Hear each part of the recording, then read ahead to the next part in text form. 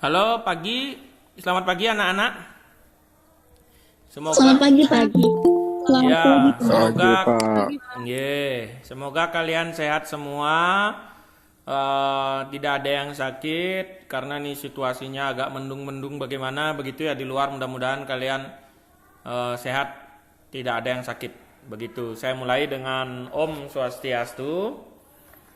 Om Om Swastiastu. Swastiastu. Salam sejahtera buat kita semua. Pada hari ini kita akan lanjut belajar lagi untuk pertemuan pelajaran PKK. Namun sebelum saya mulai pembelajaran ada informasi. Jadi untuk pembelajaran PKK itu dua guru yang mengampu ya, saya dan Bu Wahyuni Dewi. Jadi untuk pelajaran produk kreatifnya saya yang mengajar. Sedangkan untuk kewirausahaannya Bu Dewi yang mengajar. Begitu. Jadi materi yang dikasih di grup WA itu adalah materi tentang kewirausahaan. Begitu. Sedangkan saya khusus ke produknya saja. Oke, saya lanjut ya. Nanti kalau misalnya presentasinya macet, itu tolong bilang ya, jangan sampai diem. Pak, kayak tadi di kelas 2 itu macet tapi nggak ada yang bilang. Terus sudah pertengahan jalan baru bilang. Nah, jangan sampai seperti itu ya anak-anak. Tolong diberitahu ya. Oke, saya lanjut. Nah, kita akan belajar mengenai tahapan-tahapan produksi sebuah produk. Nah, tahapan pertama produksi sebuah produk adalah proses praproduksi. Nah, kalian ada yang tahu nggak proses praproduksi itu apa? Ada yang bisa jawab? Praproduksi. Pra itu artinya apa? Saya persiapan sebelum produksi. Iya, atau tahap praproduksi artinya tahapan sebelum memproduksi. Pra itu artinya sebelum. Begitu ya anak-anak. Pra itu artinya sebelum. Jadi praproduksi berarti tahapan sebelum produksi, begitu. Nah, sebenarnya tahapan-tahapan produksi ini kalau saya di sini, bentar saya hapus dulu. Nah, tahapan produksi sebuah produk itu baik di multimedia, di TKJ maupun RPL itu kurang lebihnya sama. Ada 3 tahapan. Yang pertama tahapan praproduksi, kedua ada tahapan produksi, ketiga ada tahapan pasca produksi. Nah, yang pertama tahapan produksi. Jadi tahapan produksi ini adalah tahapan yang paling pertama. Jadi tahapan ini adalah mencakup tahapan persiapan. Ya. Tahapan persiapan. Terus di mana tahapan persiapan ini kalau misalnya saya bilang di multimedia ya, di multimedia misalnya nih kita membuat produk yang namanya video atau film. Nah, tahapan praproduksi ini itu mencakup persiapan alat, bahan, kemudian talent misalnya atau artis atau aktor yang mau dipakai, pemeran lah istilahnya ya, pemeran. Kemudian persiapan pembiayaan. Nah ya, kemudian persiapan lokasi syuting misalnya kalau buat video. Nah, itu semua harus disiapkan. Mungkin kalau RPL tahapan praproduksinya misalnya untuk membuat sebuah web apa? Harus ada desainnya dulu. Desain webnya kayak apa? Tombol menunya seperti apa? Gambar yang akan dimasukkan ke web itu kayak apa? Itu namanya tahapan persiapan. Nah ya, gitu. Belum lagi soundnya atau musik-musiknya. Nah kalau di TKJ mungkin tahapan persiapan ya pasti kalau jaringan ya kabelnya mungkin yang harus disiapkan. Kabelnya apakah LAN? Nah ya, atau yang lain. Kemudian tahapan persiapan misalnya kayak WiFi, misalnya alat WiFi-nya bagaimana? Routernya bagaimana? Udah disiapin belum?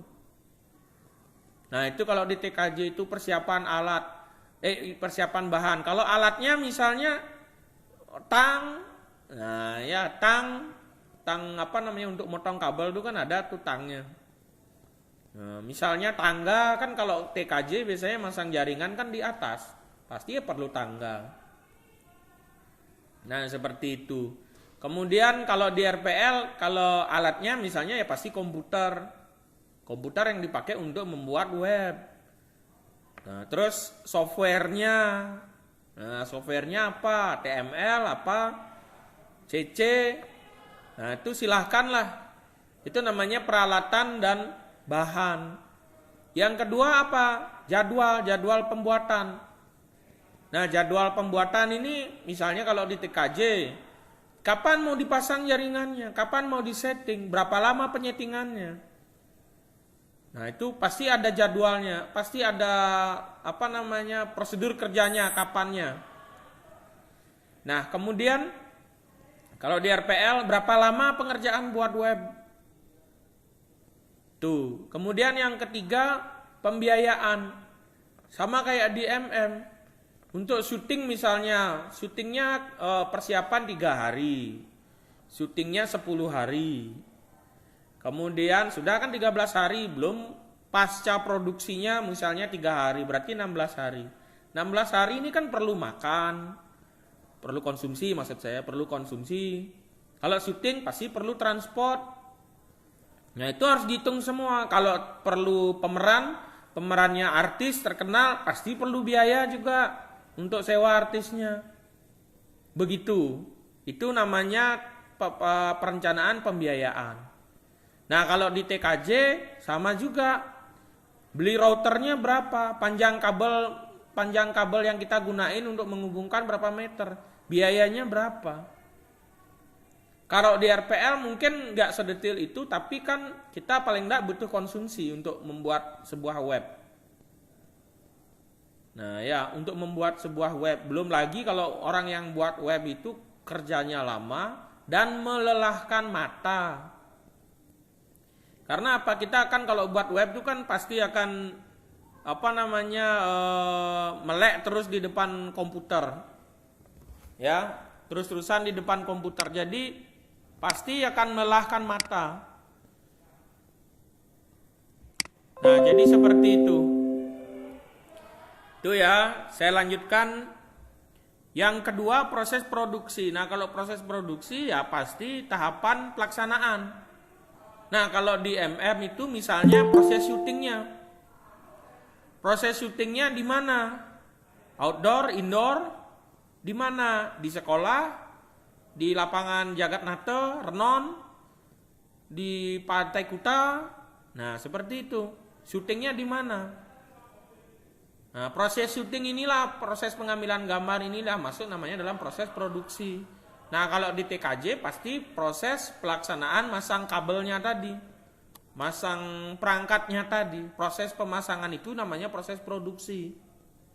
Kalau di RPL ya pastilah proses membuat webnya itu sampai jadi. Kemudian yang ketiga, proses pasca produksi. Nah, pasca produksi ini kalau di MM misalnya, jadi editing. Nah, editing itu masuk proses pasca produksi. Nah, kalau ngedit video itu kan berarti ada potongan-potongan video. Ada potongan-potongan video. Sebentar saya nerima teman-temanmu dulu.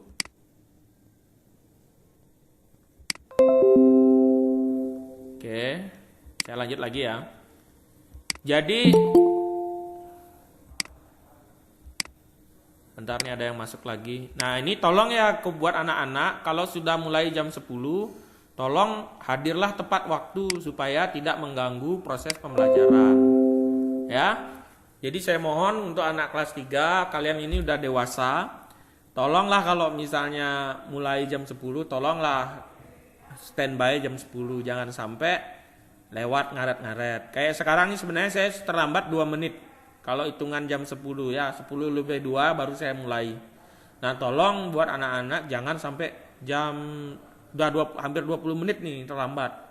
Jadi mohon kalau minggu depan ada pertemuan pakai Google Meet, nah, tolong disiapkan jangan sampai terlambat dan tidak mengganggu. Kalau kayak gini kan saya terpaksa saya putus lagi lihat ada yang masuk apa enggak kayak gitu. Jadi saya lanjutkan lagi. Nah, tahapan pasca produksi ini kalau di misalnya, itu proses editing video. Jadi potongan video yang kita lakukan di proses produksi, itu kita rangkum, kita jadikan satu, kita edit, kita buatkan videonya. Nah, prosesnya namanya proses editing. Nah, di sana proses editing itu potongan-potongan video kita jadiin satu, kita kasih musik, kasih musik, kasih animasi, kasih tulisan. Nah, itu namanya proses pasca produksi atau proses editing. Ini siapa yang ribut nih? Ada yang ribut ya? Bentar saya cek dulu. Oh, nggak ada. Oke, saya lanjut dulu. Nah, terakhir adalah selanjutnya setelah editing, baru video yang sudah jadi itu kita tes. Nah, kita tes. Bagaimana cara ngetesnya? Kita suruh teman-teman kita nonton videonya bagus apa enggak, ada kelemahannya apa enggak, ada yang harus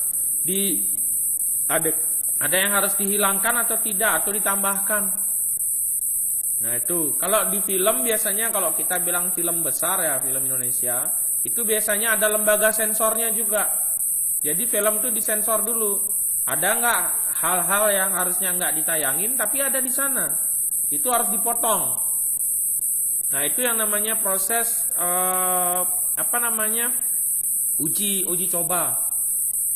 Nah, kemudian kalau di TKJ sama RPL, di TKJ misalnya pasti kita tes sudah benar apa enggak hubungan antara komputer satu dengan komputer lain, jaringannya sudah hidup apa enggak, jaringan wifi-nya. Nah, itu kita konfigurasi. Nah, itu ya. Kalau di RPL, nah kita coba aplikasi yang kita buat atau web yang kita buat, kita coba. Orang lain suruh kita nyoba. Ngerti nggak? Interface-nya bagus nggak? Lebih mudah dipahami sama user nggak? Itu kalau di RPL. Jadi kita coba ke orang lain gitu sebelum kita pasarkan barang itu. Nah, kemudian setelah ada masukan dari user atau dari penonton atau dari orang lain, baru kita benahi. Setelah kita benahi, kita tes lagi sekali barang itu, produk itu kita tes lagi sekali. Kalau sudah fix, tidak ada yang perlu dibenahi, barulah kita promosikan atau kita jual. Nah, jadi seperti itu tahapannya. Terus selanjutnya kita menukik lebih dalam sedikit ke proses praproduksi. Nah, tadi sudah saya jelaskan sepintas tentang proses praproduksi ini. Tujuannya pertama, mendapatkan gambaran untuk proses produksi yang akan dilakukan. Jadi proses perencanaan atau praproduksi ini harus memang betul-betul direncanakan dengan tepat. Ya, sehingga kita bisa membayangkan, proses produksi yang akan kita jalankan itu seperti apa. Kita akan bisa membayangkan, nah, ketika eksekusi apa yang kita bayangkan itu kita akan jalani begitu. Nah, kedua, tujuannya proses perencanaan ini adalah sebagai panduan dari seluruh proses. Nah, ya, sebagai panduan dari seluruh proses. Kemudian fungsinya untuk apa? Mengurangi kesalahan. Nah, misalnya nih saya kasih contoh nih di TKJ misalnya. Nah, sebelum kita memasang kabel nih kan pasti kita ukur berapa meter nih kira-kira jarak tempat satu ke tempat yang lain. Atau jarak wifi-nya. Misalnya kamu naruh wifi di atas. Nah, ketika ada user yang mau menggunakan kabel secara langsung pakai kabel LAN begitu, pasti kita ukur berapa panjangnya. Nah, fungsinya apa? Supaya nggak buang-buang kabel begitu. Nah, itu fungsinya perencanaan itu seperti itu. Jadi untuk mengurangi kerugian.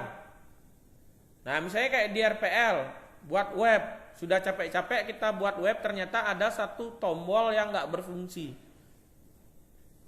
Nah, jadi kita lihat di mana proses tombol itu berlangsung.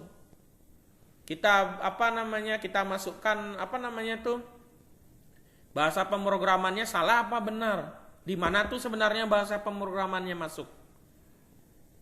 Nah itu, jadi kalau di RPL seperti itu. Kalau di MM misalnya proses syuting.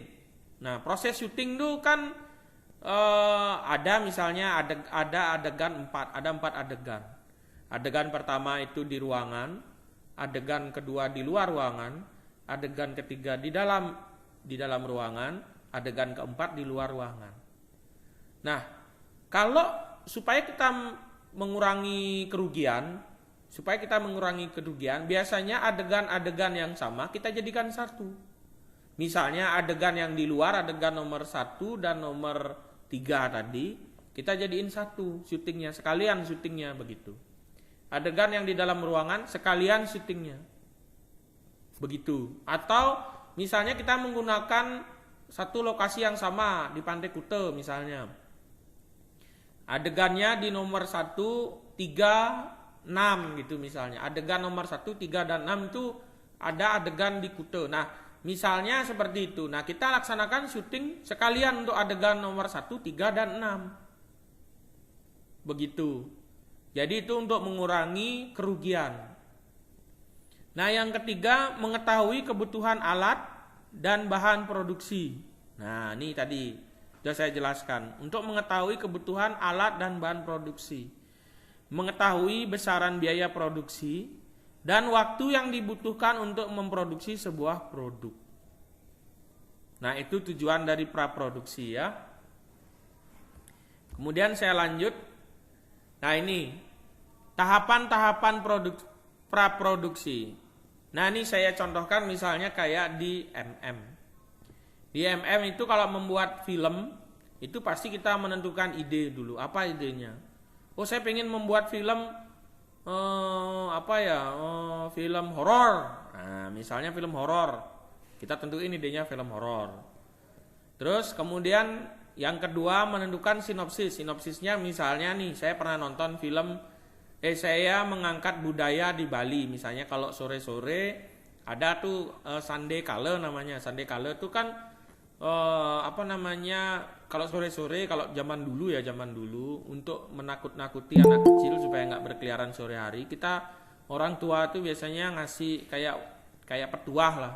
Kalau sore-sore nggak boleh anak-anak itu keluar. Kenapa? Karena bisa diculik sama wewe gombel gitu misalnya, atau kuntilanak.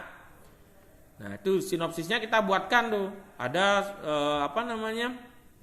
sinopsisnya misalnya nih, ada 2 orang anak sedang berlari ketakutan karena sudah sore hari. Nah, seperti itu tuh sinopsis tuh dibuatkan. Nah, dari sinopsis baru jadi naskah. Kita buatkan naskahnya atau skenarionya kayak apa. Anak berlari itu seperti apa. Ketika berlari dia wajahnya seperti apa. Ada ekspresinya di sana dan ditulis. Itu namanya skenario. Kemudian ketiga, nah setelah pembuatan naskah, sinopsis, kita menentukan alur kerja pembuatan film. Nah, alur kerja pembuatan filmnya seperti apa? Mana yang tempat syutingnya duluan harus kita ambil gambarnya. Kemudian yang keempat, menentukan personel. Personel yang dimaksud di sini misalnya untuk membuat sebuah film itu kru filmnya. Misalnya nih, kameramen, kemudian sutradara, kemudian editornya siapa, penata riasnya siapa. Begitu. Selanjutnya setelah menentukan personel, kita menentukan alat dan bahan. Alat dan bahan misalnya di sini kamera, komputer, wardrobe. Wardrobe itu pakaian yang digunakan untuk talent, untuk artisnya. Kemudian background, misalnya kalau kita perlu background. Misalnya perlu lampu tambahan atau lightingnya. Kemudian perlu mic. Nah, yang seperti itu. Kemudian yang selanjutnya adalah membuat jadwal atau rencana kerja. Nah, pembuatan alur kerja ini berkaitan dengan membuat jadwal. Bagaimana pekerjaan kalian, waktunya berapa yang harus dipakai waktunya.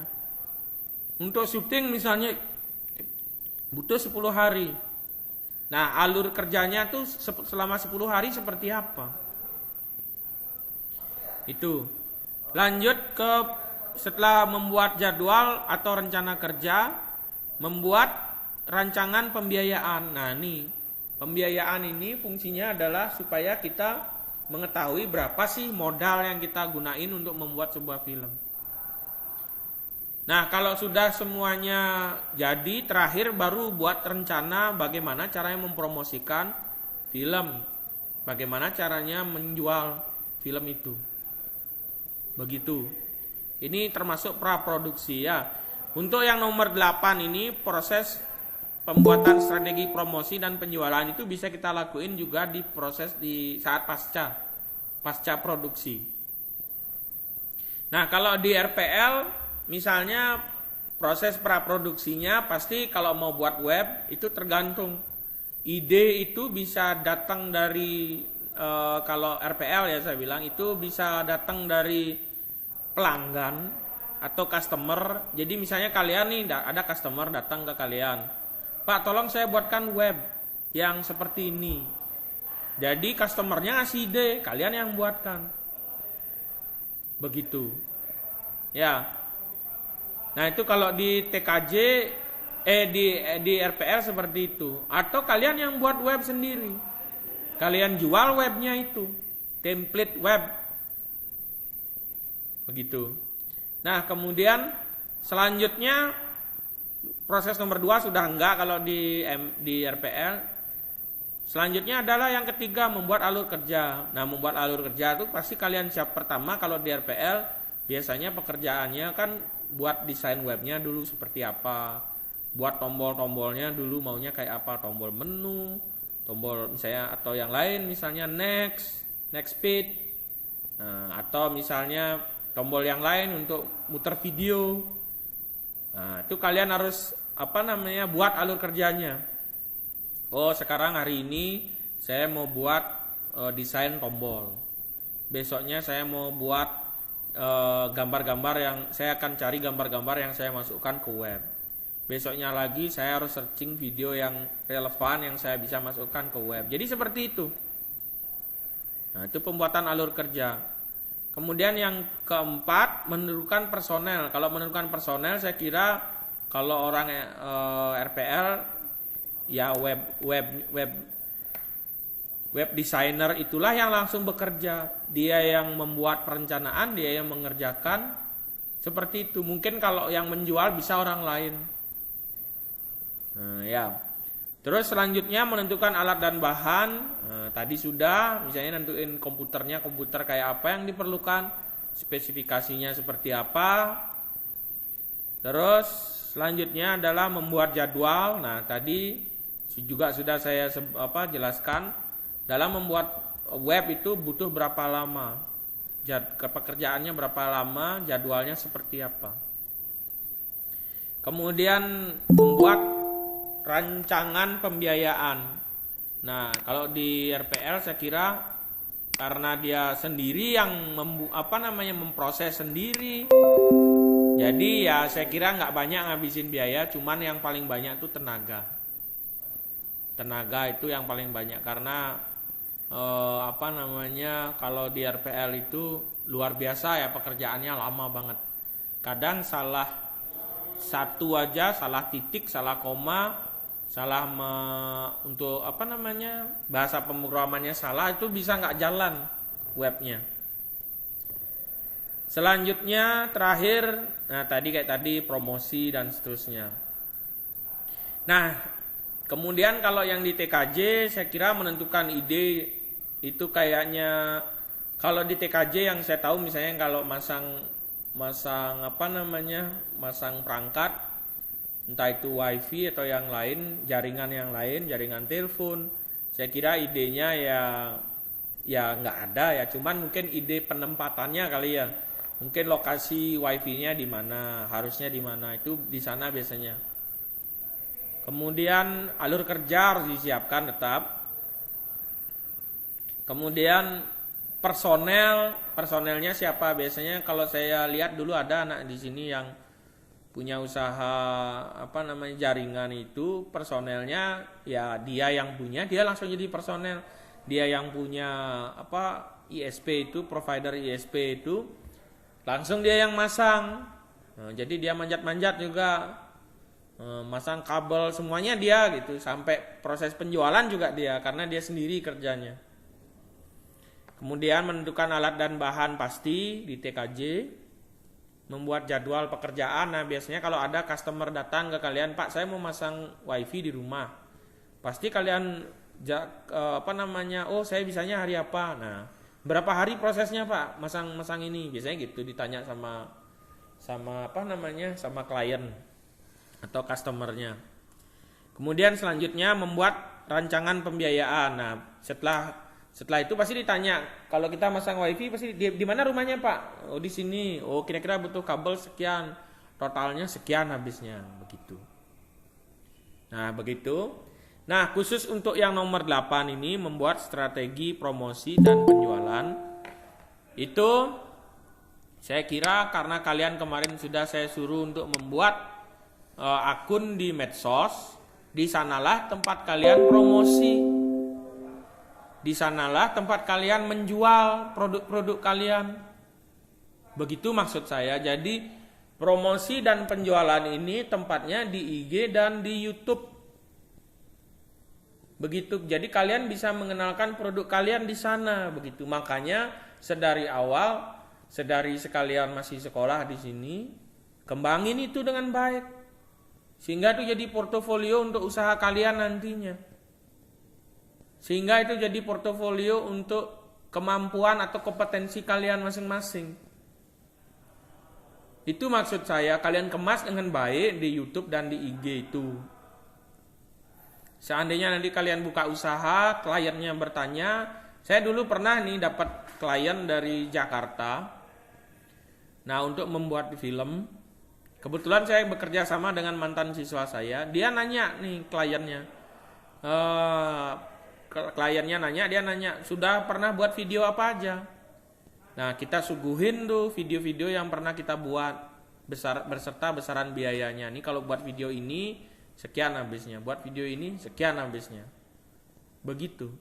Jadi klien itu pasti akan bertanya ke kita, kamu sudah pernah buat apa? Nah, itu namanya portofolio. Jadi kamu tunjukin dah skillmu di sana, di IG ataupun di YouTube. Kita tinggal ngasih link, nih loh linknya. Ini saya pernah buat video ini. Ini linknya. Nah, itu sebagai video promosi. Nah, ya, untuk kemampuan kalian. Makanya penting banget nih sedari awal kalian belajar mengasuh Instagram atau YouTube kalian. Begitu. Nah, sampai di sana ada pertanyaan untuk pembelajaran hari ini? Ada yang mau bertanya untuk pembelajaran hari ini? Enggak, Pak. Belum ada, Pak. Enggak ada. Sudah paham semuanya ya? Tidak ada, Pak. Sudah. Jelas. Oh. Sudah. Sudah. Ya, begitu ya. Nah, yang jelas. nanti saya kemarin sudah lihat untuk akun-akunnya itu. Untuk di kelas RPL belum ada ngumpul, mungkin karena saya kelupaan ngasih linknya ya.